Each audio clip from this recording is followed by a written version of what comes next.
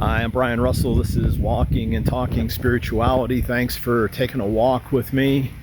Wanted to reflect just for a couple of minutes on how important it is, if we want to live as the people that we're created to be, to create a container for our moment by moment existence. Again, just essential boundaries, just like a cup holds water. If we want our life to take the form that looks something like what we really desire, we need to be careful, or a better word, not just careful, because this isn't about being afraid, but have the courage to be intentional, to set our lives up so that we can live that life that we sense God has called us to. So I invite you to just take a look at your own life. I've been reflecting a lot the last couple of weeks of, have I set up the right inputs into my life in terms of physical things, food, diet, exercise, sleep?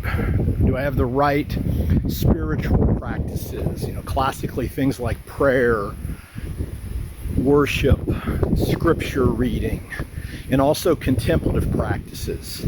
Do I have a real sense right now about what my mission is? And I want to get clear on that, because our mission talks about our role. We live out of our true identity as a person loved by God, but mission flows out of that. So it's important to, again, create the container, set up the right practices, have the right mission, and then that last component is have the right people around us. So do you have people in your life?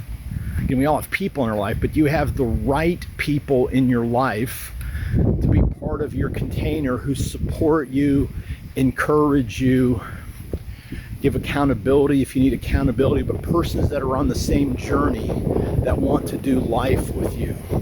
You put those three things together: a good spiritual plan, an understanding of what our mission is, and have the right people who are on the journey with you. That's what a container looks like. If you have any questions, I'd love to hear from you. If you want to hear a longer explanation of this, I would encourage you to check out the latest episode of the Deep Dive Spirituality Conversations podcast, where I do a deep dive into the very thing I just described. Until next time, live by faith, be known by love, and be a voice of hope to others.